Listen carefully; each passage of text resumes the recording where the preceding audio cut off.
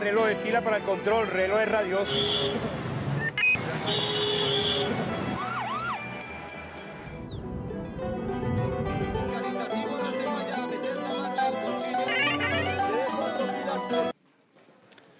Buenos días a todos. Vamos a dar inicio a nuestra segunda conferencia sobre imaginario y cultura. Para nuestra segunda conferencia nos acompaña nuevamente en la mesa el profesor brasilero Muniz Sodré de Araújo Cabral. Es periodista, sociólogo y traductor brasileño, profesor de la Universidad Federal de Río de Janeiro en la Facultad de Comunicación. Se desempeñó desde el 2005 hasta el 2011 como director de la Biblioteca Nacional. Es un investigador brasileño y de América Latina en el ámbito de la comunicación y el periodismo. Y la profesora María Patricia Telles, comunicadora social egresada de la Javeriana, con maestría en Comunicación y Desarrollo de la Universidad Iberoamericana de México y doctorado en Comunicación de la Universidad Federal de Río Grande do Sul, que nos acompaña como moderadora de la mesa y dará inicio a esta conferencia.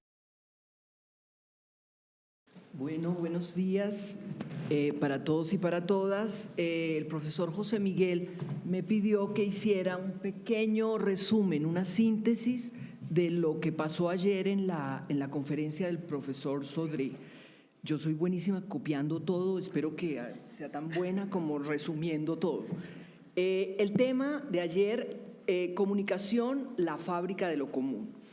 ¿Qué comentó el profesor Sodré a grandes rasgos de qué significa que la comunicación sea esa fábrica de lo común? En un primer momento, él señaló cómo la comunicación aparece como un nuevo rostro del conocimiento y específicamente del capital, con un valor agregado concreto.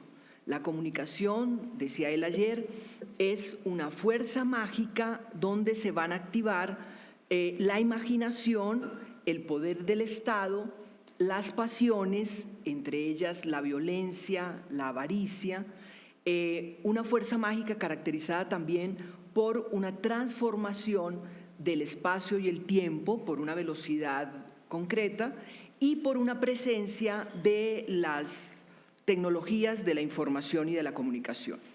En un segundo momento, el profesor Sodré afirmaba que hoy se vive una nueva etapa de ese capital financiero en un entorno global. Este tema de la globalización es fundamental en la medida en que afecta a todos los ámbitos de la vida social. Un entorno global, decía, caracterizado por la reorganización del conocimiento del mundo en torno fundamentalmente a los intereses financieros. En ese entorno global resurge, aparece de nuevo, esta dimensión simbólica de la comunicación que nos va a interesar hoy particularmente en la charla. Él es muy amable y a todo dice que sí. Donde Internet, decía él ayer, aparece como el gran epistemólogo de la comunicación. En esta sociedad en red, en esta sociedad que se desarrolla en ese entorno global, está en juego, más que la transmisión de información, las conexiones que se establecen, conexiones de carácter múltiple que van a transformar valores, política, medios y consecuentemente generan cambios en la educación. Ya en la última parte, el profesor Francisco Sierra hizo énfasis en el tema del materialismo cultural y en la importancia de la construcción de una ecología de bienes comunes. Francisco señalaba cómo hay que reivindicar este valor de lo común en relación con la comunicación que hoy, por estas razones anteriores, de alguna manera se han venido perdiendo. Entonces, esa es la síntesis. Vamos a pasar al tema de hoy. El tema de hoy es de alguna forma una continuación de la reflexión de esa comunicación desde el punto de vista de la dimensión simbólica, y la conferencia de hoy, el profesor Sodré la bautizó La comunicación y lo sensible. Profesor, bienvenido. Tiene usted el micrófono.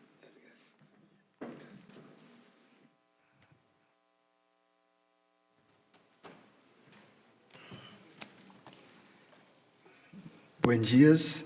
Muchas gracias, profesora, por excelente resumen. Como ayer, yo empiezo pidiendo disculpas por mi supuesto castellano. Pero es siempre un esfuerzo de hablar una otra lengua que es tan próxima, porque tal vez sea más fácil hablar lenguas diferentes, pero es siempre más difícil de hacer la diferencia cuando uno está próximo. Entonces portugués y español son muy próximos y la diferencia se hace con más dificultad. Durante el largo tiempo, los años 70 y 80, se discutió el rebajamiento cultural en los medios electrónicos. La televisión, por ejemplo.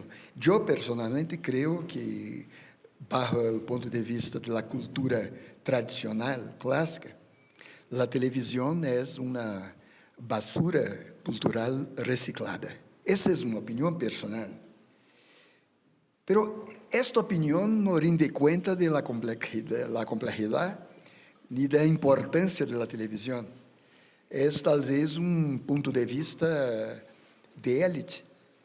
Es un punto de vista de alguien que se formó en la cultura de la letra, la cultura de la argumentación. Entonces, es parcialmente un error decir lo que vengo de decir. No es esto, no es exactamente esto. Creo que la comunicación hoy sigue un otro paradigma. Es necesario conocer este paradigma para percibir lo que está ocurriendo, lo que está verdaderamente pasando. Por eso, ahora se trata de explayar el tópico de lo sensible. Esta es una palabra para decir afectos, conmociones, sentimientos, algo que huye, que escapa a la argumentación y a la letra. Entonces, el tópico de lo sensible en cuanto al eje cultural de la contemporaneidad, sobre todo en la semiosis de la comunicación electrónica en todas sus modalidades. Para eso, la estética es la palabra llave en términos teóricos y en términos prácticos. Esta palabra estética ha hecho un trayecto triunfante en la historia de las ideas en Occidente, a partir del impulso vigoroso dado por Kant, pero en ella nada existe de intrínsecamente verdadeiro em términos absolutos.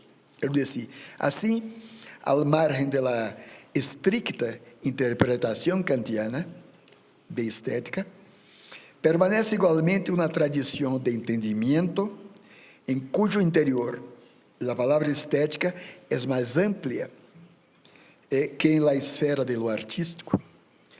E esta palavra se define em linhas generales como um modo de acorrer la experiencia sensible, de captación de los valores y, por tanto, la estética como un modo no reductible a los parámetros de la experiencia política, de la experiencia ética, de la experiencia religiosa, de la experiencia intelectual. En otras palabras, ese modo, que es el modo estético, es capaz de acorrer una teoría de lo bello, una teoría del arte, pero igualmente una teoría de la sensibilidad. La sensibilidad entendida como el conocimiento intuitivo transmitido por los sentidos. El entendimiento sin la mediación reflexiva de los conceptos. Hay un teórico de la Escuela de Praga, Jan Bucharovsky. Él dice que el arte no es naturalmente el único portador de la función estética. Cualquier fenómeno, cualquier hecho, cualquier producto de la actividad del hombre puede volverse signo estético. La función estética es diferente de cualquier otra, pero es una función capaz de actuar como dinamizadora de todas las actividades humanas. Aunque esta función predomine en el arte, no se reduce a no se reduce a el arte, vez que interviene en innumerables actividades cotidianas. Yo siempre me ocurre contar historias. Eu decía esta mañana a la profesora que eu sou, en la verdad, un contador de historias, de ficciones, pero me acuerdo de mis 17 años en el interior de Bahia, de Brasil, quando volví existencialista. Eu não sabia, não tinha ideia de que era o existencialismo francês. Pero eu vi imagens de Juliette Gréco, uma mulher fantástica que cantava e que se dizia existencialista, e de súbito eu volvi existencialista, quero ser existencialista. Não é uma anedota, pero verdadeira. Eu quero dizer que o sentimento, a emoção, a estética é mais forte que o conceito. Como volvi devenir marxista, sem verdadeiramente conhecer Marx. Sim, porque o empurro, a emoção de transformação da sociedade, o que venia com a propaganda marxista, me afetava sensivelmente, intuitivamente, sensivelmente, e depois leí Marx. Então, em verdade, as decisões fundamentais que tomamos em nossa vida são de natureza estética. O italiano Luigi Peirson, que foi professor de um amigo meu, um grande filósofo italiano, chamado Gianni Vacchi, que é um amigo também personal. Peirson foi seu professor. E Peirson propõe a noção de formatividade, para sostener que qualquer atividade humana, de la mais simples a la mais complexa, possui algo em comum com aquilo que se especifica como arte. Então, formatividade é para Peirson nascer, e que, em tanto hace, inventa o modo de hacer. Por lo tanto, a formatividade é uma produção que é, a la vez, invenção. Em outras palavras, a vida, quando é interrogada sobre seu sentido, está diretamente conectada à estética. Dentro dessa linha de pensamento, a particularidade do signo estético é a pluralidade do sentido, é a polissemia, que justifica tanto a apertura do sentido, quero dizer, a possibilidade da obra a cambiar de significado a lo largo do tempo, como a relação mutável com o mundo externo. En esta relação, o signo estético funciona como signo de comunicação.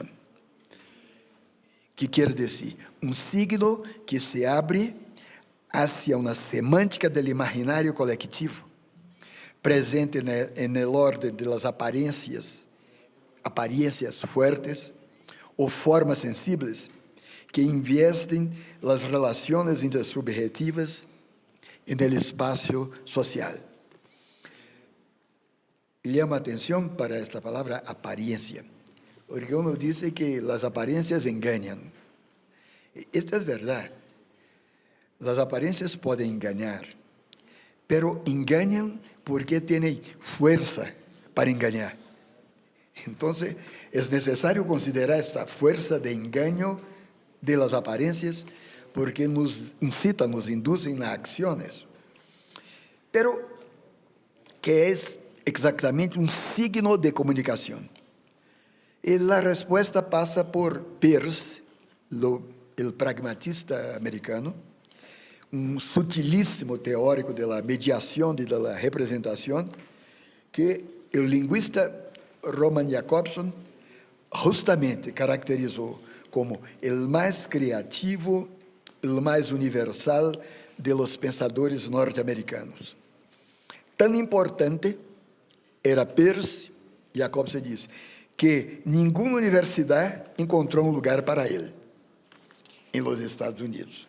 Então, se trata de um tópico bastante técnico, mas um tópico que se pode tentar resumir em algumas formulações persianas. Que é um signo? Um signo, ou ele chama um representamen, é algo que para alguém representa ou se refere a algo em comum, a algo em algum aspecto ou caráter. Se dirige a alguém, é decir, cria em la mente dessa pessoa um signo equivalente, ou talvez um signo aún mais desarrollado. Quer dizer, se diga uma palavra casa, esta palavra cria em la mente de alguém algo que pode ser algo mais desarrollado de lo que eu queria dizer. Este signo creado é lo que llamo el interpretante del primer signo. El signo está em lugar de algo, quero dizer, a palavra elefante está em lugar de elefante, del animal. Su objeto está em lugar de esse objeto, não em todos os aspectos, sino com referência a uma espécie de ideia, que às vezes é chamado fundamento do representamen. Não sei se isto está complicado, mas estou tentando facilitar o juízo de Peirce. Então, um exemplo, o signo casa, que obviamente está em lugar do objeto físico, quer dizer, outra coisa, por lo tanto, pero acentua um aspecto fundamental da ação de habitar. Este signo suscita alguém que não é exatamente uma pessoa, sino o próprio sistema lógico da língua actuante na mediação comunicativa, suscita uma interpretação que é, a sua vez, outro signo, é um interpretante. Ora, Peirce, um filósofo, está aí, como se vê, sumergido nas questões essenciais da mediação, da comunicação, da representação. Então, mediação é o acto originário de qualquer cognição. Qualquer cognição. Porque a mediação implica o trânsito, implica a comunicação da propriedade de um elemento hacia outro por meio de um terceiro término. Isto está na obra de Aristóteles, num livro muito bueno, muito famoso sobre a alma, Peripsyche, sobre a alma, donde Aristóteles disse: la alma no conoce sin fantasma. Quer dizer, la alma no conoce sin fantasia. Ou, uma tradução mais atual, la alma no conoce sin imagen. Isso quer dizer, não conhecemos as coisas diretamente. É sempre por uma imagem, por um fantasma. Diz Aristóteles, uk noei psicheia neo fantasmaton. La alma no conoce sin fantasma. A mediação é fundamental. Por vezes, pensamos que estamos amando algo em sua naturalidade. É a imagem que amamos. Por vezes, uma relação humana muito forte se desgasta porque a imagem se desgastou, a imagem se acabou. A imagem é fundamental. E a imagem é uma aparência. Vejam só como é forte a aparência. Então, esse terceiro término é precisamente o signo. El signo es un medio de articular dos elementos diversos. Por ejemplo, un objeto y su idea interpretante. El signo es, por tanto, para Peirce, un medium de comunicación. Porque el signo hace posible el reparto de una experiencia. El signo, Peirce dice, por otro lado, en la medida en que cumple la función de signo y ninguna otra, este signo se conforma perfectamente a la definición de medio de comunicación. El signo es determinado por el objeto, pero en ningún otro aspecto que aquel que lo capacita a actuar sobre la quasi mente interpretante. Este que hace la interpretación no es exactamente la mente individual del individuo, es una quasi mente, es la lengua, el sistema lógico articulado de la lengua. Como hoy día, en otro sentido, no creo que poderemos hablar aquí, yo creo que la comunicación electrónica, que la internet, que los sistemas electrónicos son quasi mentes. Entonces, mientras más perfectamente cumple su función como signo, menos efecto tiene sobre esa quasi mente, sino es de la determinarle como si el propio objeto hubiera actuado sobre ella. Así, traz uma conversação comum, em la que funciona um tipo de signo maravillosamente perfeito, se sabe que informação ou sugerência foi transmitida, pero não se é absolutamente capaz de dizer mediante que palavras foi transmitida. E frequentemente se pensará que a transmissão se dio em palavras, quando de hecho se dio em tonos ou em expressões faciais. Quer dizer, Peirce, que era um teórico do discurso, de la palavra, está dizendo que a palavra não é tão fundamental quanto pensamos. Por vezes nos dizem coisas lindas, maravilhosas, corretas, a impressão, o sentido viene, pero não são de las palavras, são de algo que é estético.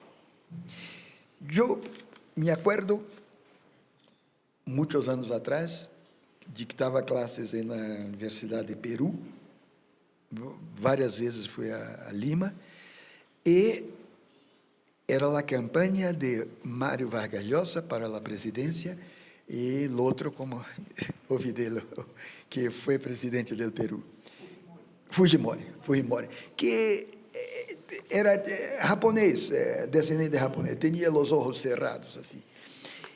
Então, o discurso de Vargas Llosa era racional, bello, iluminista, um grande intelectual, e Fujimori, francamente, não dizia nada, nada que valesse a pena de escutar. Pero Fujimori ganhou a eleição, porque simplesmente ganhou por la cara.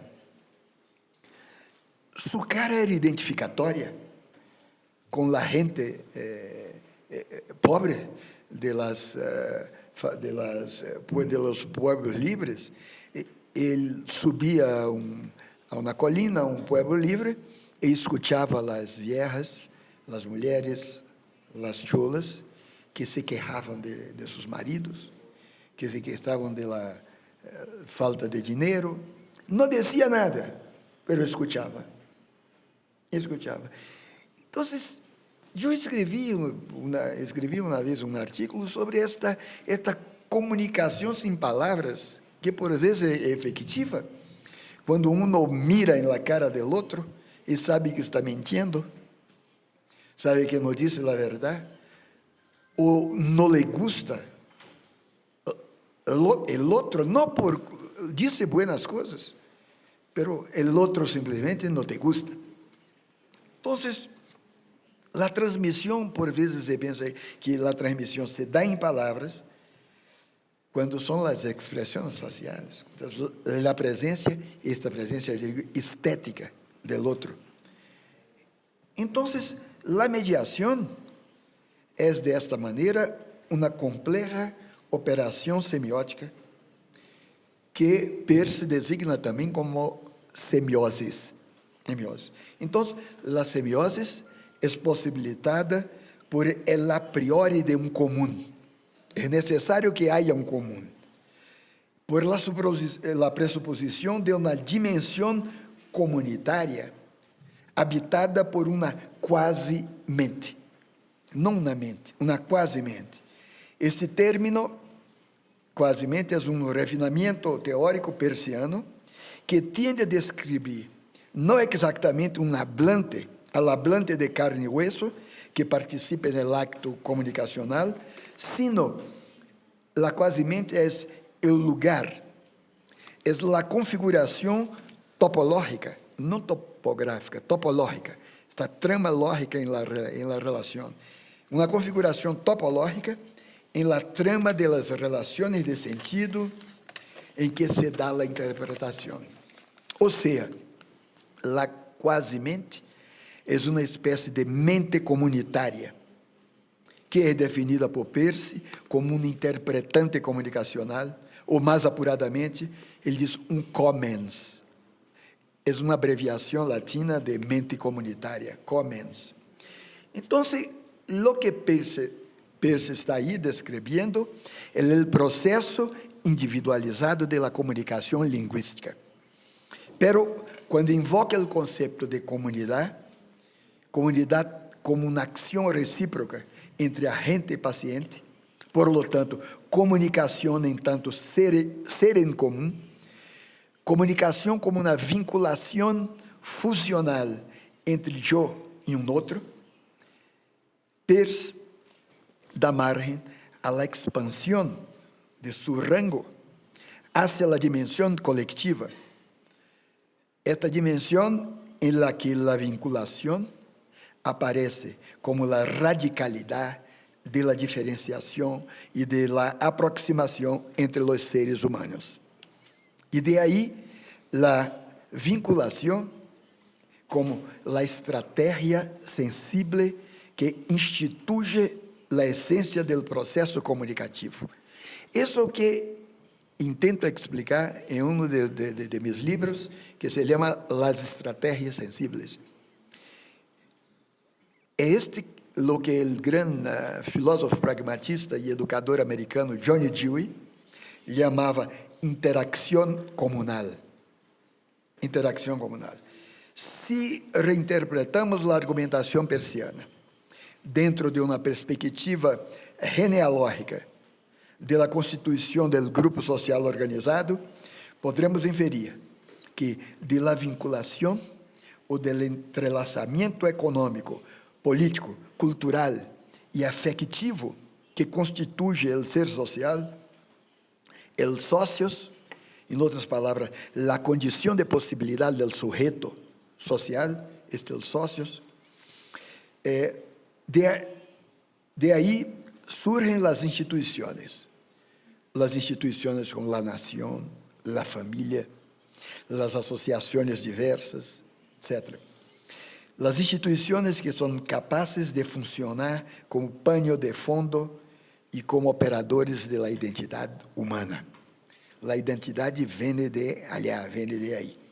Entonces, ¿qué son vinculantes? Son vinculantes los discursos, las ficciones, los mitos fundacionales de la comunidad histórica que presiden las identificaciones, entonces con el Estado-Nación, con los valores de comunidad, de familia, de trabajo, y con la atmósfera emocional colectiva que se llama eletos.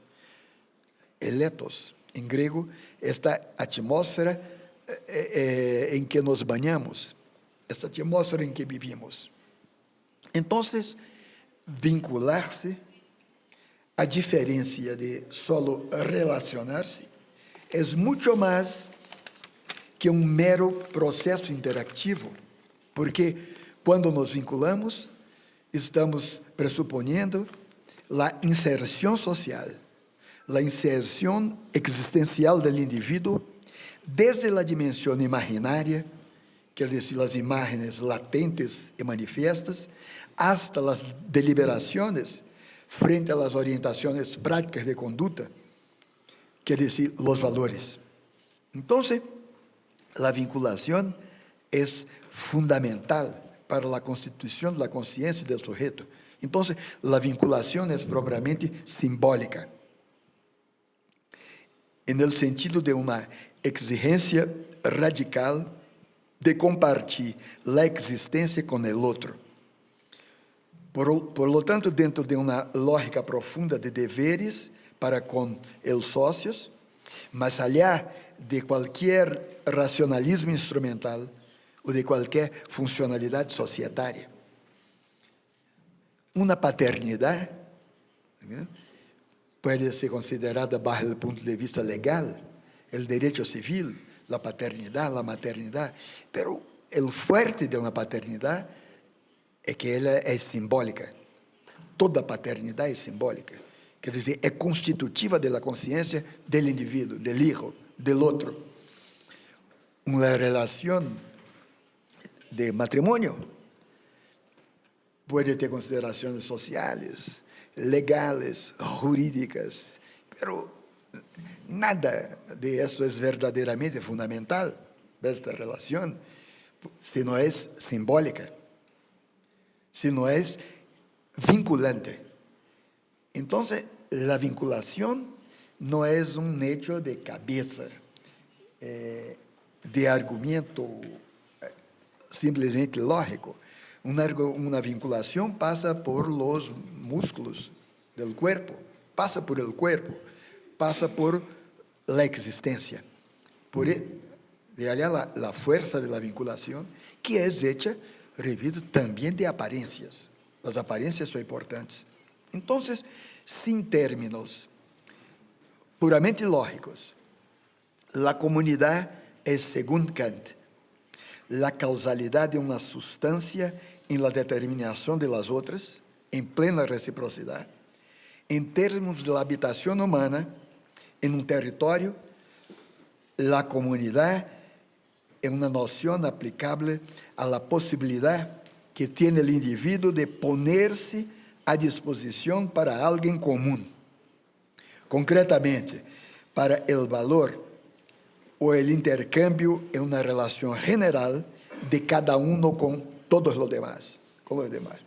Assim como no caso da comunicação linguística, a comunidade, em tanto ideia originária de la diferenciação e de la aproximação, é a questão subsumida no conceito de comunicação coletiva. É muito importante para mim esta noção, sobretudo em questões sociais que hoje atendem a maioria dos países sul-americanos, a questão da violência em todos os sentidos, a violência da delinquência de calle, de las ruas, de las calles, porque nadie obedece a lei, porque é a lei. Uno obedece a lei por la regla de obedecer. Esta regla não viene de la lei. Esta regla viene de la familia. Esta regla viene de la comunidad, viene de los vecinos, viene de la comunidad que uno vive socialmente. La comunidad no acabó, como dicen los sociólogos de la modernidad. La comunidad está siempre presente, aunque no se hable de ella. Entonces, es la regla. Y la regla es muy diferente de la ley, porque la regla es compartida. La regla es un reparto, como en un juego de barajo. Si tú no conoces la regla, no puedes hacer el juego, no puedes jugar. Entonces, la regla es fundamental porque la regla es comunicativa y comunitaria, mientras que la ley es una forma vazia que tú entras aunque no sepas qué dice la ley, es una forma corriente. Entonces la ley te abarca, la ley te prende, aunque no sepas qué es la ley, de qué dice la ley. Es una forma vacía. La regla no, la regla es necesario conocerla para vivir. Entonces, la palabra latina comunitas, referida a la idea de poner una tarea en común, implica lo colectivo, opuesto a lo particular. El ser en común de la comunidad es el compartimiento de una realización. La comunidad no es la comunidad de una sustancia. Diga, alguien mora en aquella comunidad. Este es un otro uso de comunidad. No es la comunidad de una sustancia, es la realización de algo en común. En otras palabras, comunidad no es el mero estar juntos en un territorio, como en una aldea, como en un barrio, como en un gueto. No, comunidad es un reparto, es un intercambio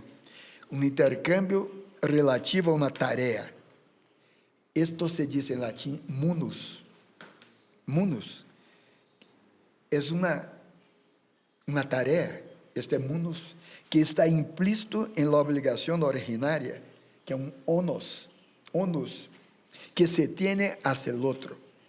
Entonces, los individuos se diferencian y se identifican dentro de la dinámica de reconocimiento y acatamiento de esa deuda simbólica, que es la obligación originaria hacia la comunidad. Si esa obligación no ocurre, si uno no reconoce, no intelectualmente, existencialmente esa obligación, todo está abierto para él en términos de asocialidad. Puede matar el otro y no sentir culpa, puede robar y no sentir culpa, porque no hay deuda simbólica hacia el grupo. Entonces, se puede, no es el caso de discutir esto aquí, pero quiero señalar que en la raíz de toda violencia física está el olvido, la imposibilidad de vivir una regla comunitaria. Entonces, el desmoronamiento de las familias, de las comunidades, el abandono de las comunidades, de los individuos por el Estado, esta es la raíz de la violencia más fuerte que la violencia física, que es el estado de violencia. Es la violencia invisible, la violencia que no se ve, pero está ahí. Como la comunidad también no se ve, pero está ahí. Lo que no se ve es por lo general más fuerte de todo lo que se ve.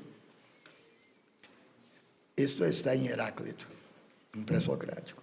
El lazo vinculativo es más fuerte que los lazos sociales que están en las leyes, que están en el derecho. Entonces, Peirce señala, sitúa mente comunitaria en el inicio del proceso comunicacional lingüístico. Él señala la radicalidad simbólica de la vinculación.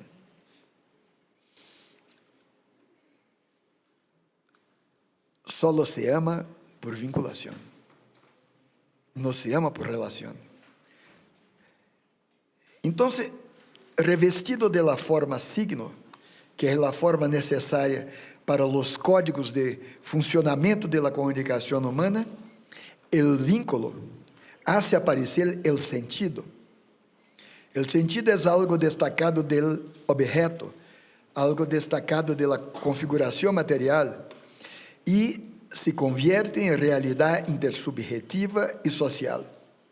Esta realidad, a su vez, es investida de la característica del signo, del lenguaje, por lo tanto, se manifiesta como un conjunto de instituciones y de prácticas interligadas por una red sutil de sentido, a la que se puede dar el nombre de cultura. Cultura es esta red sutil de sentido que vincula as instituições.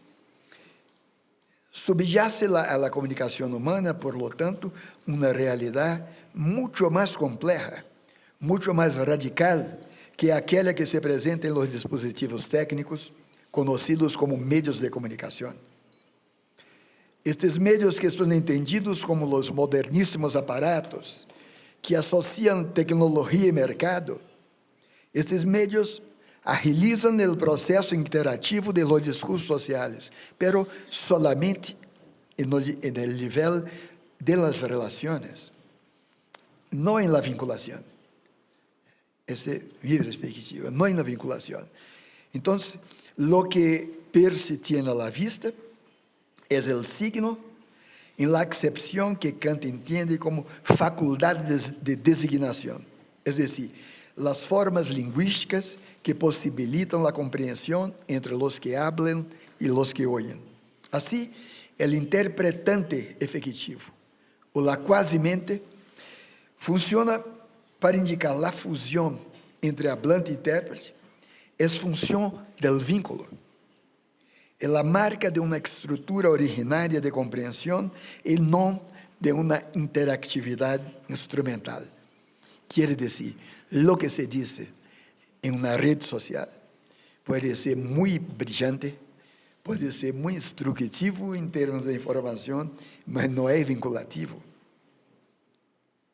Não é vinculativo. É discurso. É somente palavra. É somente discurso. Por isso, às vezes, traz uma exitosa conversação comum, pode não saber-se se uma informação foi transmitida por palavras ou por tonos ou expressões faciais. O signo, que é imprescindível para a representação, é tanto del orden de lo inteligible como de lo sensible. Um signo é consciência e corpo. E todo isso solicita ao sujeito em la totalidade de sua vinculação social, em la radicalidade de uma comunhão concreta para que o sentido pueda emerger. Ora, esta é pouco a teoria de lo que vou dizer agora, porque há outro tipo de comum. E esse outro tipo de comum, ampliado hasta o nível de la produção capitalista, aparece modernamente na esfera pública, na esfera liberal burguesa, que é historicamente constituída bajo o signo da universidade abstrata de suas instituições. Então, lo comum é hoje dia ampliado mediante informatização. O comum é ampliado mediante telecomunicações. É ampliado mediante mídia. Este comum aumenta a exterioridade técnica do homem, pero reduz a dimensão de lo simbólico e do linguagem. Então, há, hoje em dia, se sabe, uma ampliação da esfera pública por la tecnologia, nunca foi tão grande na esfera pública, mediante os esforços da comunicação eletrônica, mas não é a mesma esfera pública do século XIX. É uma outra coisa, é uma esfera técnica, uma esfera pública técnica, não é uma esfera pública política existencial do século XIX. Então, com a comunicação eletrônica, com toda esta comunicação em que a eletrônica é fundamental, o artifício, a técnica, se convierte em uma espécie de nova natureza. Agora, a técnica é o environment, é a ambiência habitual e doméstica do indivíduo.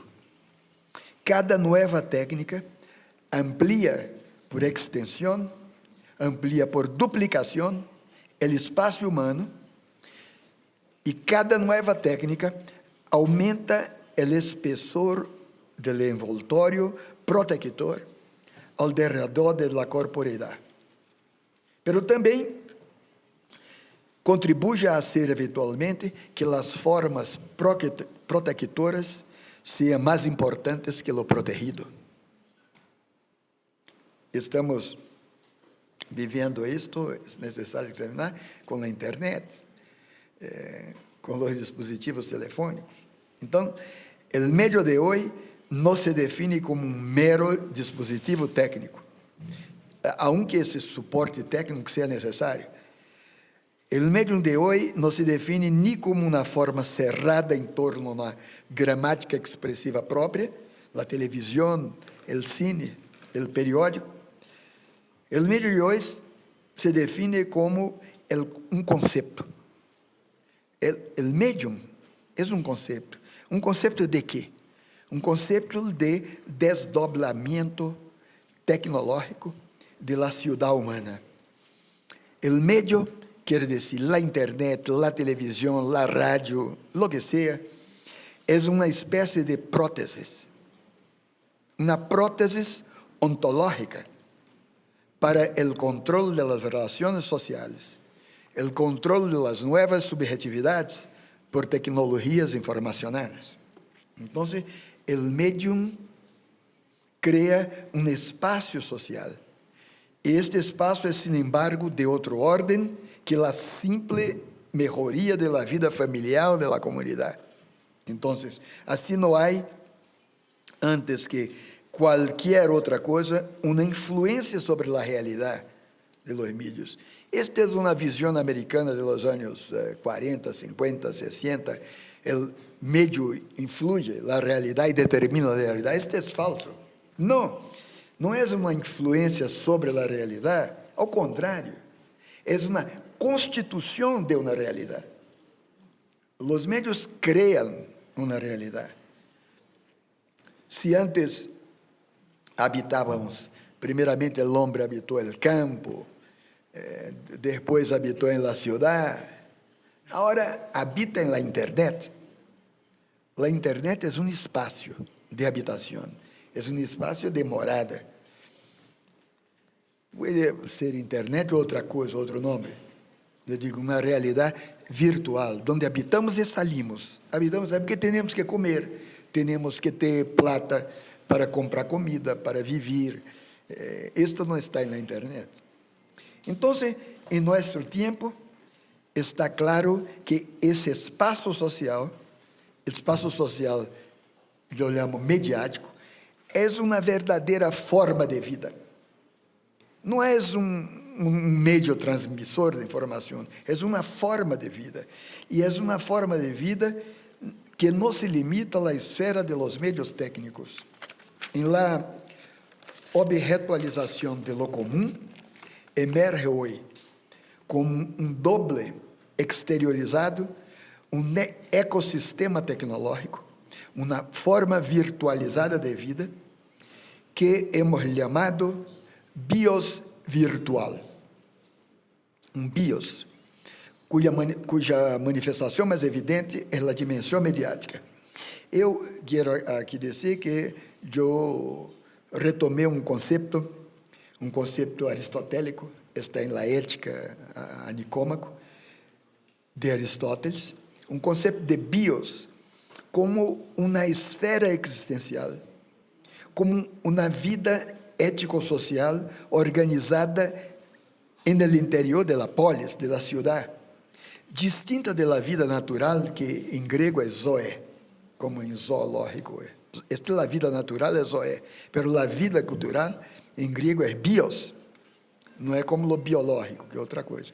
Entonces, sería muy interesante que leesen La Ética Nicômaco de Aristóteles, porque ao lado de las formas de vida tradicionales, Aristóteles, reconocidos por Aristóteles, entonces, el nível de vida cognitivo, Aristóteles chama bios teoréticos.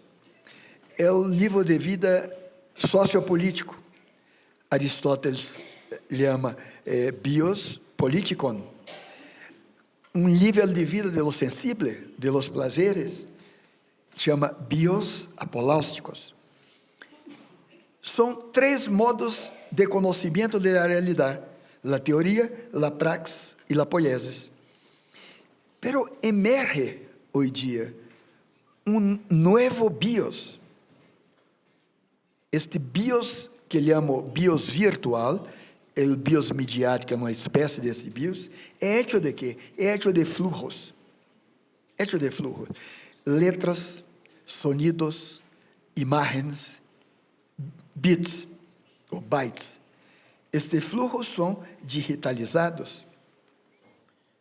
E também este bios é hecho de redes artificiais, que é definido por uma materialidade leve. Uma materialidade leve. Ou por la imaterialidade dos circuitos eletrônicos. Ou seja, a partir de uma realidade sistêmica, que é um ponto de partida, e desgraçadamente delegada também, de los análises de Habermas sobre a administração de cultura, surge uma verdadeira forma de vida. Eu chamo isto el bios virtual. Este está em 2 de meus livros. O livro Antropológica del Espejo. Antropológica del Espejo. É um livro que tem hoje muitas edições em Brasil. Também neste livro, Las Fraterras Sensibles. Existe uma espécie de comunidade afectiva, uma comunidade de caráter técnico e mercadológico, uma comunidade em la que impulsos digitais e imagens se conviertem em prática social.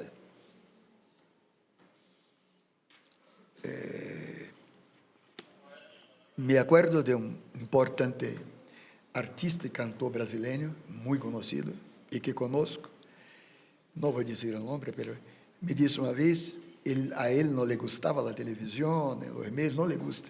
E não permitia muito que lo filmassem, não dava entrevista. Sim, porque sou dono de mim mesmo, dueño de mim mesmo, me disse. Eu disse, sim, mas não é dueño de tua imagem. Tu és famoso públicamente, a gente te gusta, e tua imagem está na sociedade. Então, a televisão, os médios se apropriam dessa imagem quando querem. A imagem é algo que tem um outro espaço, tem uma outra vida. Então, as leis tentam proteger a imagem do indivíduo, a vida privada.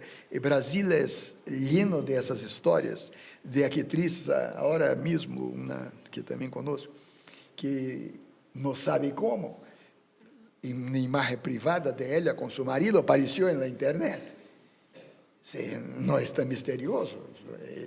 A pareja deve ter fotografado sua intimidade, e sem que sepa como, isto sim, um pequeno erro, que é natural, e aparece.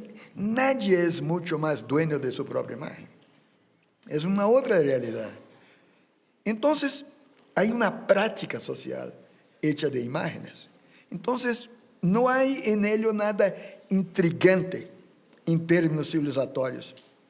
Essa nova realidade só é possível porque a modelização ou as imagens já estão inscritas na própria cultura, na mediação do sujeito consigo mesmo. O novo bios é tão só uma exacerbação do processo e que se torna socialmente relevante porque intervienes em las relações espacio-temporales. Por meio de nós percebemos o mundo por meio de essas relações e actuamos sobre o mundo por meio de essas relações. Então, o indivíduo e o mundo se relacionam efetivamente por meio do tempo e do espaço. Essa é a base de toda comunicação concreta, é tempo e espaço. O tempo e o espaço são marcos mutáveis de percepção, são marcos de formas modificáveis segundo as variações da história e da cultura. Então, o bios mediático, ou o bios virtual, é uma transformação técnica do espaço-tempo, uma transformação adequada às novas estruturas, às novas configurações da vida social. É algo radical, porque estamos em um espaço-tempo que é instantâneo, simultâneo e global. Há uma simultaneidade, uma instantaneidade, uma globalidade, e antes das telecomunicações, o único sujeito que era instantâneo, simultâneo e global era Deus. Era Deus. Esta característica é divina. Agora é bem humana e técnica. Não é por acaso que em Brasil as religiões, as sectas fundamentalistas que se desenvolvem no Brasil são proprietários de cadenas de televisão. A Igreja Católica também tem sua rede, mas os cristianos, disso, têm redes poderosas, muito poderosas. E a televisão é fundamental, porque a instantaneidade do divino está na televisão, as coisas se fundem.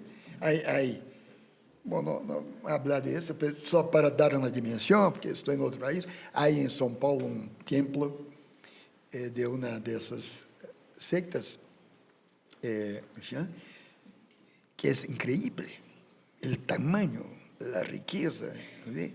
E há uma sorte de esteira, se diz, onde as mulheres tiram seus aretes, tiram as pedras, e as pedras, e queda o ouro.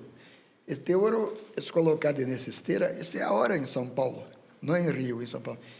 E a esteira vai levando, e no fundo há um horno que funde.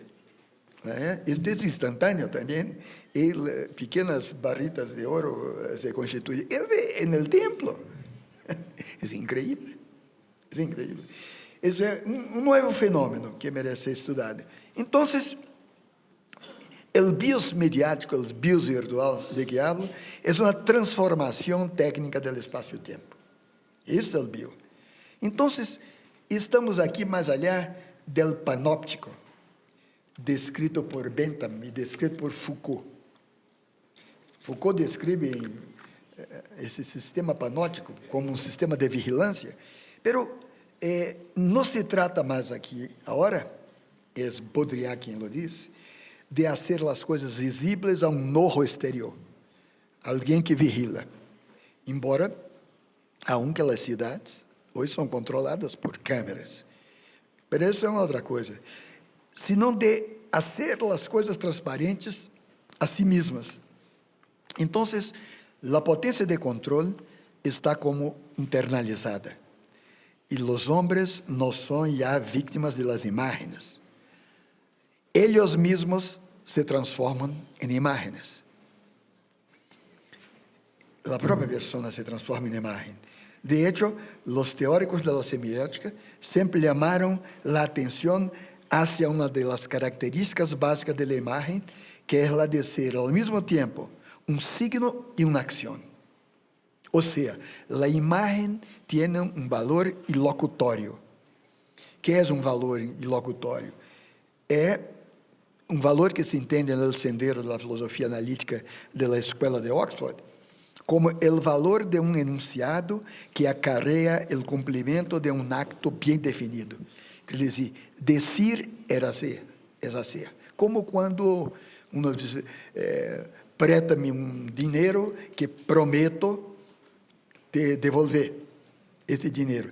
Este prometo tem um valor ilocutório, não é um valor constatativo. Isso está na filosofia analítica. Há verbos que dizem e fazem. Então, tu prestas o dinheiro porque há um valor ilocutório, um valor de ação na promessa. Ou quando uno bautiza um filho em la igreja, e o padre diz, te bautizo, e esta ilocução hace a conversão del alma, supostamente, del niño e da criança ao cristianismo.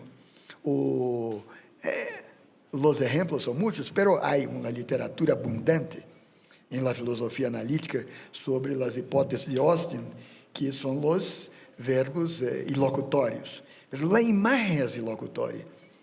O que verdadeiramente creemos são as imagens. E isso não é necessário solamente na televisão. Assim, en la vida también. En la vida, las imágenes son por veces apasionantes. Entonces, en los medios, por ejemplo, una imagen se sitúa a medio camino entre la representación y lo real. Todo es del orden del quasi en la imagen. Vemos un rostro en la televisión, es una quasi presencia. Algo que nos dice en la televisión es una quasi verdad, es quasi real y, por qué no, una quasi mente. Una quasi mente. Entonces, este concepto persiano de quasi mente parece materializarse en la tecnicidad mediática de la comunicación, que é constituída por máquinas de computar, por máquinas de representar. Então, uma imagem mais impressionante de todo isto é essa imagem de inspiração McLuhaniana do sistema nervioso cêntrico funcionando fora do corpo humano. Fora do corpo funciona um sistema nervoso. Algo parece pensar fora da subjetividade clássica. Tanto na televisão como na informática, operam processos dinâmicos, análogos a operações mentais. Então, algo parece pensar, ao tempo que organiza uma realidade hecha de imagens táctiles. Imagens capazes de repetir com verosimilitud as rotinas de lo cotidiano tradicional. E assim produzir uma forte sensação de realidade, ou uma forte sensação de historicidade, porque isso também tem sua realidade. Então, este bios mediático, este bios virtual em que vivimos todos nós hoje, é um quasi-mundo táctil, um quasi-mundo evocativo das formas, que, segundo o romanista francês Henri Faucillon, teriam uma vida independente do corpo orgânico do homem. Então, entre lo orgânico e lo inorgânico, há intercâmbio, trânsito, que de lado extiende a biologia às coisas, e do outro, por meio do ornamento e da moda, cria uma humanidade artificial. Ora, é por esse caminho se orienta o artifício mediático, o artifício comunicacional, para constituir novo padrão comunicacional, em el que actuam simultaneamente, segundo Parker e Jordan, 5 processos. Integração. Primeiro, a integração é entendida como hibridação de tecnologias e formas artísticas. Isto vemos em la televisão, em los audiovisuais. Depois, interatividade. Interatividade como possibilidade de manipulação direta do processo mediático por el usuário, na internet, em los dispositivos móveis de agora. Hipermídia, ou um entrecruzamento sobre bases personais de elementos separados de los mídia. Depois, narratividade, como este conjunto de estratégias estéticas e formais que se resolvem em textos não lineares na hipermídia. E, finalmente, a imersão, que é a implicação de los sentidos em la simulação de um ambiente tridimensional. Esta imersão é forte, e talvez mais forte em certos países que outros. A imersão nos Estados Unidos é fortíssima, fortíssima. Les aconselho a leitura de um livro de Sherry Turkle, que se chama La Vida en la Pantalla. É um livro sério. La Vida en la Pantalla, Sherry Turkle, onde descreve a extensão desmesurada, enorme, de relações sexuales por la computadora em los Estados Unidos. É um fenômeno increíble. Sim, porque a partir de um certo momento, a máquina ganha corpo. A máquina ganha corpo. Pero esse seria assunto para uma outra discussão, se pode perguntar. Então, se trata realmente de algo más que el mero tecnicismo del contacto entre los medios y sus públicos. Es tal absorción tecnológica que lleva al individuo a vivir virtualmente en el espacio inmaterial de la red de información, lo que llamamos bios mediático. En ese bios, sin embargo, el contacto es algo más que simplesmente visual, es un contacto táctil. Un contacto táctil entendemos como interacción de los sentidos a partir de imágenes simuladoras del mundo, como simulacros actuantes del mundo. De esta maneira, quando tomamos em consideração toda uma forma de vida virtual e não a gramática exclusiva de um meio de comunicação separado, a experiência sensorial do espectador sobrepassa a experiência das expressões externas do corpo de um hablante, meneos de cabeça, guiños, sonrisas, movimentos de manos. Então, isto ocorre porque já não institui mais como espectador. Já não somos mais simplesmente espectadores. Somos como membros orgânicos de um ambiente que deixa de funcionar em la escala tradicional do corpo humano para adequar-se existencialmente. Este é o que Kerckhoff chamou de ponto de existência, em vez do visual ponto de fuga. Então, tentamos adequar-nos existencialmente por el êxtase ou por el deslumbramento de la imersão a la escala de um sistema neural, donde desaparece a corporeidade como tal. E que é este sistema neural? É a interconexão de los muitos dispositivos representacionais a que se dá o precário nome de mídia, de meios de comunicação. É uma interconexão neural. E a corporeidade como tal desaparece. Ora, eu vou creio que terminar. A estética é, por lo tanto, uma verdadeira alteridade para a dimensão cognitiva. Por isso, não procede o diagnóstico que di al empezar hoje, de la televisão como uma basura cultural reciclada. É verdade que, em geral, os conteúdos da televisão em espaço aberto são uma basura, é uma reciclagem contínua de coisas que conhecemos ou que vimos, mas isso não é o que é importante na televisão. Não é importante. Portanto, esse juízo culturalista é só parcialmente verdadeiro, porque não se trata de cognição em la televisão, se trata de sensible. Se trata de lo sensible. La fuerza de la televisión es su fuerza sensible, es su contaminación por afecto. Entonces, hay quien presente la hipótesis con Ginsburg de un paradigma indicial, que Antônio Gutierrez, un profesor de Sevilla, amigo personal mío y de Francisco Sierra, entende como uma matriz cognitiva basada em percepções de ordem distinto, necessária em la historiografia, em la investigação, propulsora de um instrumental lógico que busca a realidade em los indícios e não em los tópicos e em las evidências. Já? Então, vou acabar. Se trata de outro modelo epistemológico. E a matriz desse modelo é a estesia.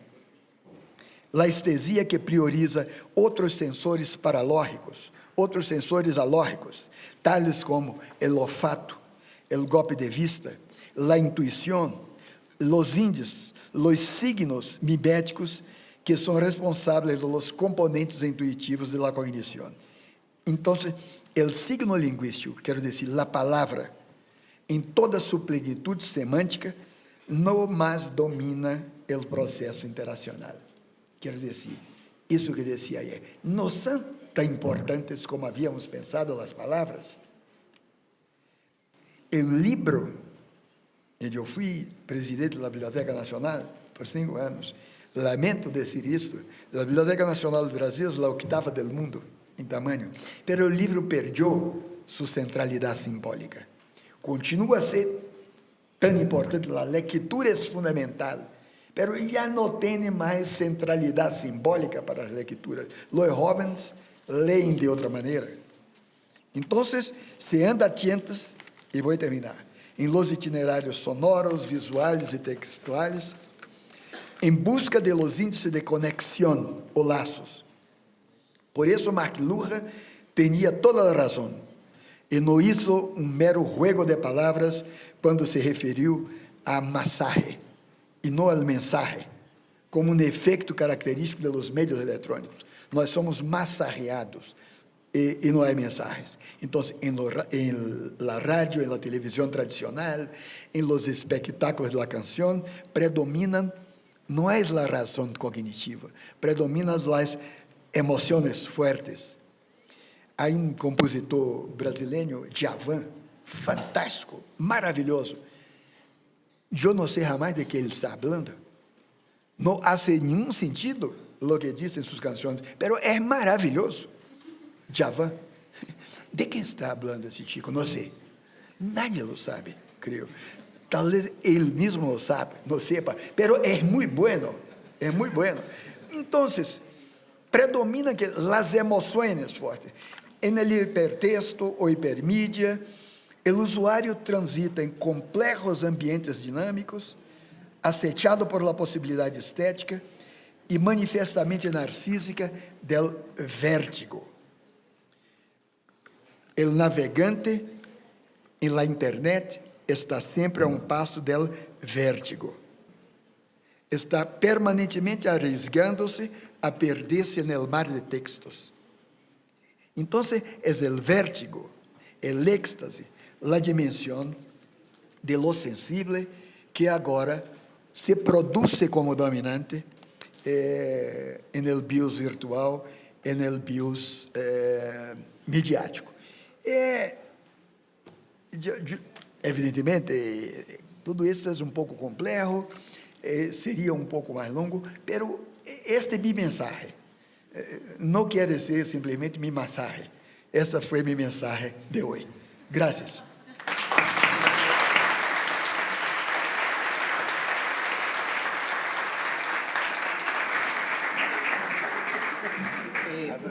No, no, señor, justo a tiempo. Bueno, pues, a ver, 3 cositas y abrimos a las preguntas del público que me llamaron particularmente la atención. Esa preocupación por esa realidad de lo sensible como eje cultural de la contemporaneidad.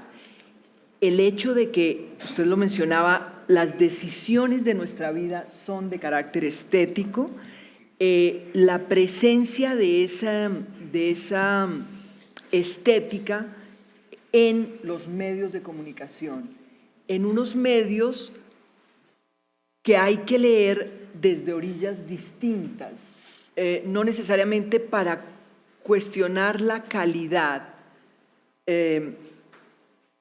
porque si nos quedamos allí, no, digo yo, no progresamos. Si miramos la calidad de la información de los noticieros o de lo que pasa en los realities, pues no tenemos nada que decir.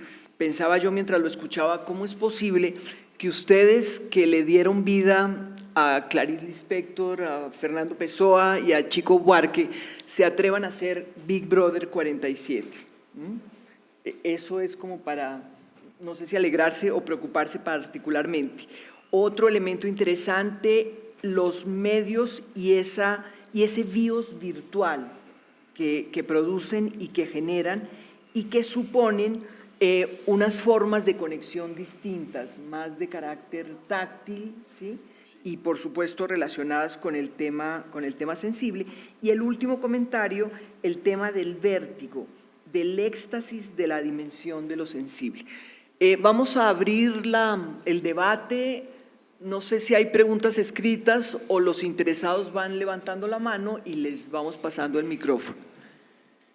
Y mientras todo eso sucede, si no le bajamos al aire acondicionado, iremos a San Ignacio a recibir atención médica.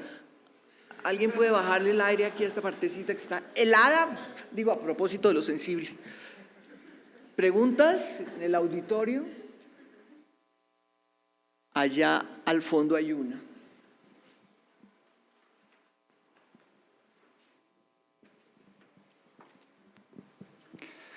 Bueno, tengo una pregunta, es como más enfocada como en la industria cultural.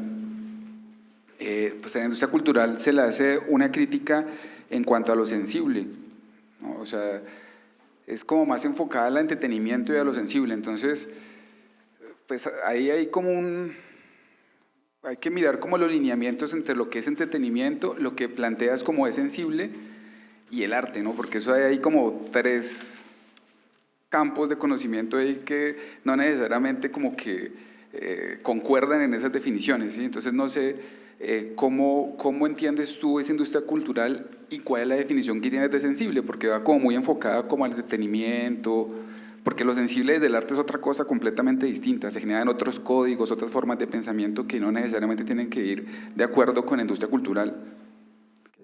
Ahí, en fin.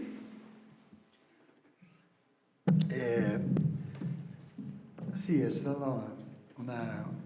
uma pergunta muito interessante. Porque, veja só, no livro Leyes, de Platón, é um livro que faz a distinção, e foi uma distinção muito importante para a cultura ocidental, entre educação ou cultura e juego. Em grego, educação, cultura, paideia, y juego paideia. Esta decisión y la decisión de la cultura seria hacia paideia, esta decisión influyó la educación y la cultura en Occidente. Entonces, la industria cultural vive en primer momento de la distribución de los contenidos de la cultura seria, de la paideia. Pero la paideia tem su modo de existir, sus regras. Es mucho más cativante lo estético. Lo entretenimiento es, hasta hoy día, no está junto a la seriedad. Entonces, la industria cultural empezó con distribución, democratización de contenidos de la cultura seria, pero después el espectáculo, la televisión, todo eso, es básicamente entretenimiento. Quiere decir, las emociones, lo estético. Yo creo que es una tarea hoy día de la educación recuperar el entretenimiento y lo estético para la educación, porque son formas diferentes. No hay educación hasta hoy día en Occidente sin disciplina. No hay. Es necesario una medida de disciplina para la educación, y la educación implica un cierto sufrimiento, mientras que el mundo de la industria cultural no necesita disciplina, necesita persuasión, necesita seducción, necesita convencimiento, y nada de eso es aburrido con la disciplina. Entonces es muy seductor. Ahora, el entretenimiento no exige de ninguém que sea aburrido, mucho por lo contrario. Entonces hay una cierta complicidad histórica entre lo fácil estético y el entretenimiento. Esto es verdad. Entonces, todas las tentativas que hicieron de televisión educativa, de educar por la televisión, fueron un fracaso. Ahora hay tentativas mejores por la internet, sí. Hay ciertas disciplinas que funcionan mejor mecánicamente en la internet, pero la televisión educativa fracasó, ¿no? Porque simplesmente não se compreendeu essa distinção entre a forma disciplinar, que não é a forma televisiva, e a forma pedagógica nas escolas. no se podía, nunca se puede exigir por la pantalla disciplina de los sujetos. Esa disciplina presupone una forma familiar, interpersonal y más cerrada que el entretenimiento. Es una tarea ahora, un desafío para la educación, recuperar la dimensión de la paidía de los juegos para la educación. Pero usted tiene razón, entretenimiento y estética son cúmplices ahora. No sé si es eso que... Aquí hay otra. Aquí hay otra pregunta. Yo quiero, más que una pregunta, es una apreciación, como conocer su punto de vista desde el conocimiento que tiene en todo el tema de que relacionaba la cultura con la comunidad.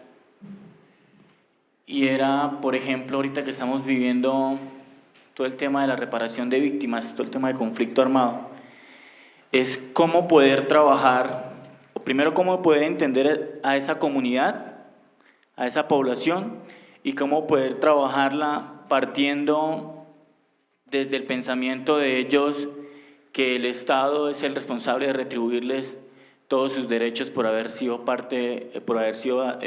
damnificados por el conflicto armado. Y es cómo lograr que ellos puedan superar, o usted mencionaba, retomo aquí un comentario que hacía, que la comunidad no es una sustancia, es un intercambio, es una tarea donde los individuos deben identificarse en la dinámica y la regla comunitaria. Haciendo referencia a esa frase, cómo hacer que estas personas puedan hacer parte de esa regla comunitaria y puedan ver su vida no dependiente del beneficio que el Estado deba darle por hacer parte del conflicto. Muchas gracias.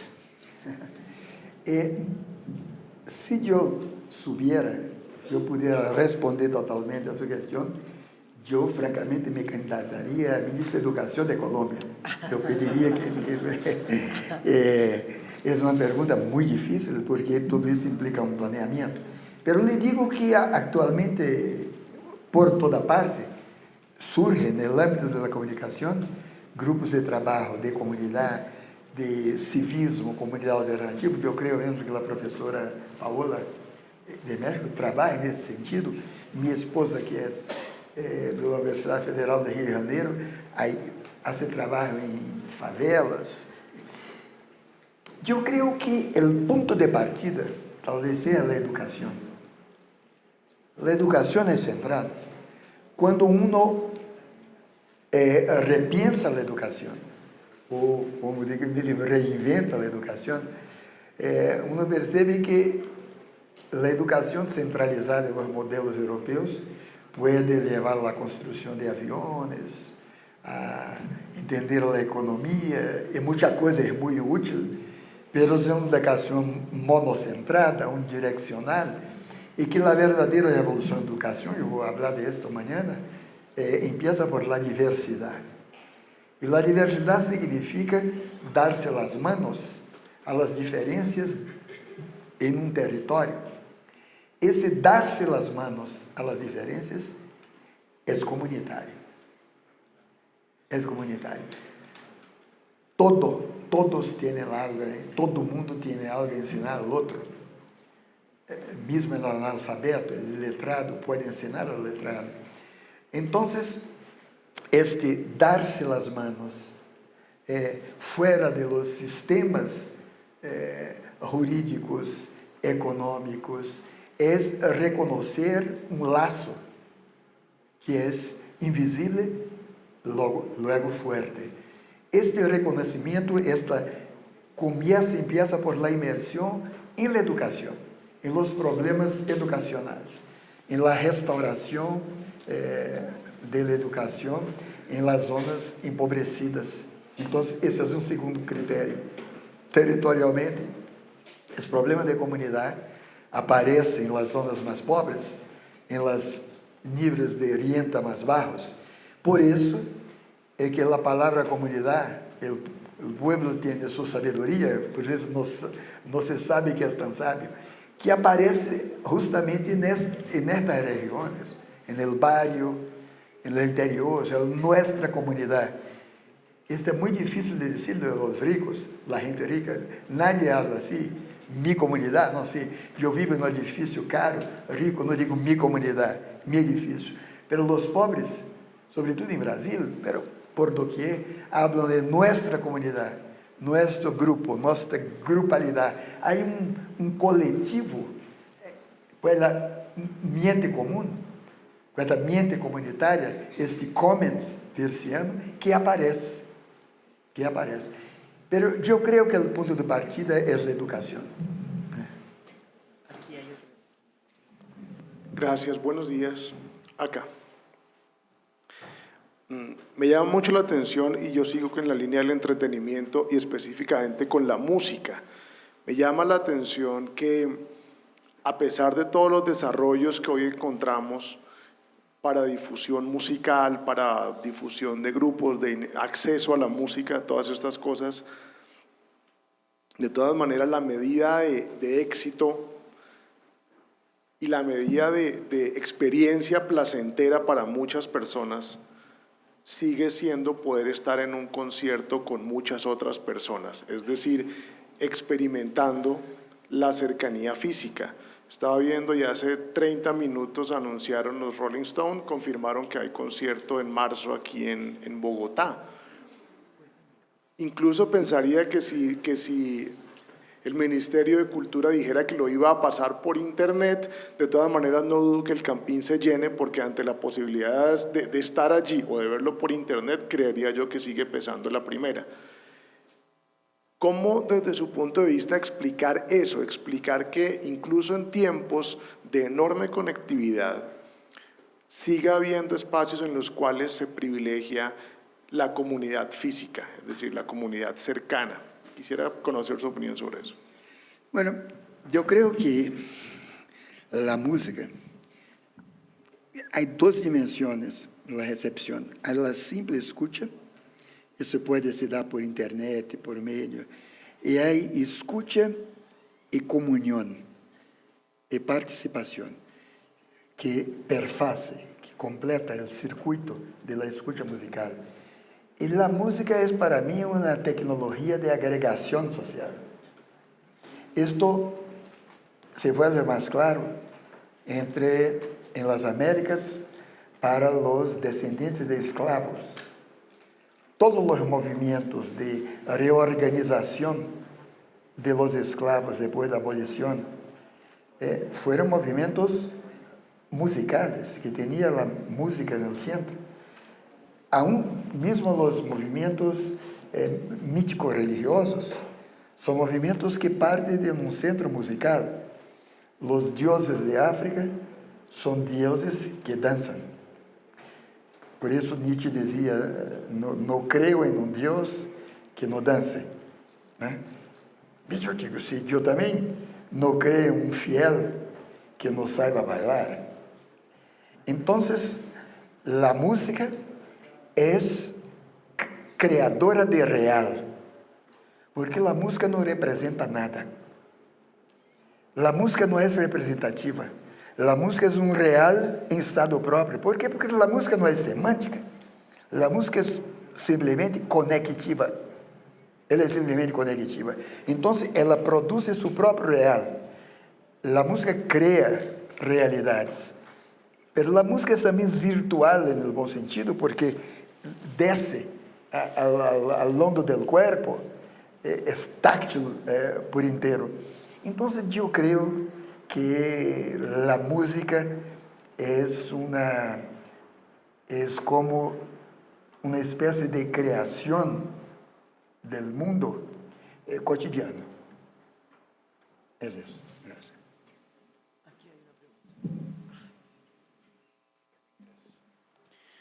Buenos días, profesor. Quiero retomar algunas de las cosas que usted nos estaba diciendo en su ponencia. Decía, de cierto modo, cómo las representaciones individualistas, cómo las representaciones colectivas, cómo este modelo de Peirce, el modelo semiótico de Peirce, nos hace una representación de cada una de las representaciones e imaginarios que cada persona posee. Pero esto nos lleva a algo muy común que usted nos decía, y lo resumo como una mente enjambre. Es decir, la representación colectiva que tienen todos los seres en este momento, los que nos encontramos acá, una representación estar en esta conferencia. Pero más allá de eso, es como simplemente una zombificación. Todos andamos simplemente por andar. Todo esto, ¿por qué? Si entendemos que esta representación que hace de Peirce es la mínima expresión de signo, que cualquier cosa es una representación comunicacional, llevándolo a la física, el filamento es la mínima representación de todo lo que existe en este universo. ¿De qué manera le podemos hacer entender a cada persona que tiene el poder de decidir? De que así sus representaciones colectivas, así sus emociones, sentimientos, recuerdos, no sean propios, porque fueron dados por una comunidad, por una sociedad, sabiendo que son dos cosas completamente diferentes, que es comunidad aquella representación sensible, la que usted nos dice, de poder vivir el uno con el otro y representar ayuda. Y esta sociedad simplemente es una compresión de leyes, estamentaciones y cosas que nos dan diariamente. ¿Cómo podemos hacerle entender eso a las personas? ¿Cómo poder decirle a la persona, usted tiene la decisión y usted puede hacer algo completamente diferente y no seguir como un zombie? Yo creo que la palabra símbolo es vital para la respuesta, porque por todo tiempo la sociedad se constituye por simbolizaciones, y las simbolizaciones es una convergencia para una totalidad de cosas parciales. Entonces, digamos, la moneda es un símbolo. ¿Por qué? Porque es un equivalente general de formas dispersas de intercambio. El trueque se troca una cosa por otra, un ganado, un buey, por algo importante, un tejido, ¿eh? Entonces, súbitamente viene la moneda y dice, no son intercambios parciales. Yo puedo, como centro, me cambiar por cualquiera que sea. Entonces, la sociedad funciona consolidando los equivalentes generales. Esa es la noción de equivalente general. El símbolo es un equivalente general. Entonces, para hacer entender la diversidad, es necesario, antes de todo, reformar la conciencia, salir de sus cuadros de referencia, buscar la alteridad humana, la alteridad de comportamiento, la alteridad de formas de percepción de vida. Entonces seré en contra de la diversidad. Yo quiero hacer entender es hacer el otro acceder a la diversidad, que es el universal concreto del mundo. Hay los universales abstractos, pero el universal concreto del mundo es la diversidad. La diversidad. Son las diferentes posiciones que cada uno ocupa. Y esta diversidad no es simplemente la diferencia, no es ver el otro como diferente. No, el otro como diverso, con modo de actuación diverso, con otra ocupación del espacio. Y todo eso es muy difícil de hacer, porque la conciencia está preparada para aceptar la diferencia, la conciencia intelectual. Vea el racismo. Un intelectual europeo, un gran filósofo, dice, pero la conciencia europea está preparada para aceptar el otro, es diferente. Y me muestra, un tipo como Heidegger, me muestra que la diferencia no hay problema, puede aceptar. Y tú pones una frase de esa en cuestión cuando aproxima el diferente. Cuando el diferente se aproxima, el racismo surge. Porque esta conciencia intelectualista de aceptación de equivalentes generales y abstractos no soporta la concretud física de la aproximación. No acepta el sensible, no acepta que el diverso, que es actuación, que es poder también, esté tan próximo. Entonces, tu cuestión es difícil, es compleja, pero yo creo que la palabra llave es diversidad, aproximarse de la diversidad para hacer entender. Una última pregunta, la agradecemos breve. Hola. Gracias. Bueno, profesor, BIOS virtual. Del BIOS virtual, entendido como cuasimundo, que funciona también sobre la base de una cuasimente, podría podremos hablar de cuasihumanos, que es un poco lo que usted dejó allí como en punta, y cuasihumanos que vivencian cuasi emociones y cuasi sentimientos, y en ese contexto que pasa con compasión, como la entendía Aristóteles, no religiosa, qué pasa con indignación, qué pasa con confianza, que son emociones y sentimientos. Gracias.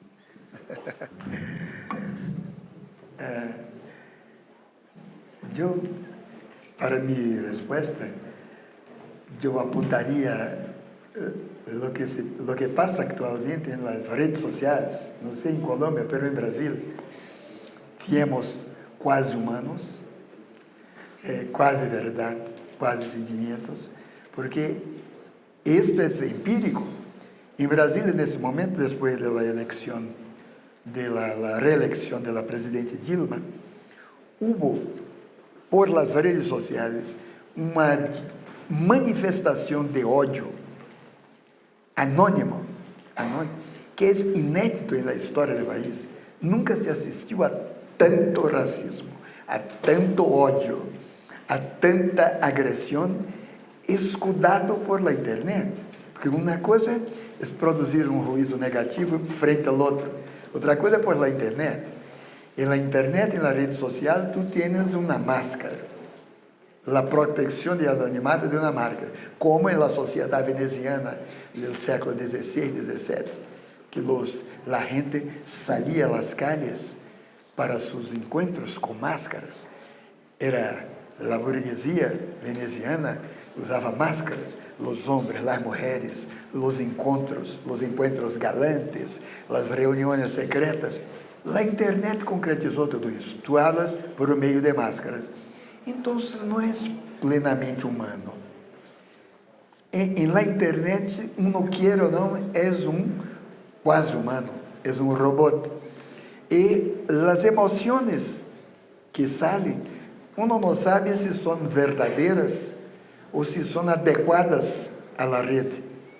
Entonces, hay una quasi humanidad, sí, ciertamente, en andamiento, en las redes sociales, en la internet, que tal vez, quizás, sea una preparación para la era de los robots que los japoneses están se apresando a fabricar. No es un catastrofismo, mas es una transformación de lo que llamamos humano. Algo nos salva, Es de algo usted, tú, está en tu frase, la indignación. La indignación es una categoría kantiana muy importante. Es necesario buscar la indignación en Kant. La indignación, por enquanto, nos rescata. La charla, la habla indignada. Este es bien humano. Las máquinas jamás se indignan.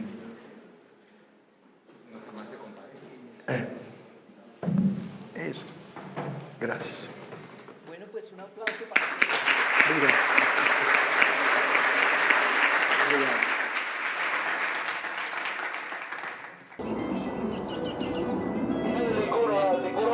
Pila, reloj, pila para el control, reloj es radioso.